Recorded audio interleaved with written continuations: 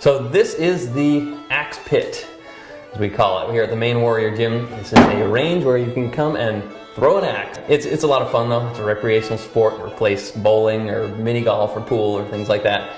I would say it's much less fitness related. It's more recreational. It's a great stress reliever. You can get out a lot of great aggression, especially with the room we have here. It makes a great sound when it thunks into the target. It's preferred, yes, but we do allow people in without beards. So we are not a Planet Fitness. We are an American Ninja Warrior, parkour, urban gymnastics gym, obstacle course racing. We have 5,000 square foot obstacle course facility here. Our goal and our mission is to embody that warrior philosophy in everything that we do.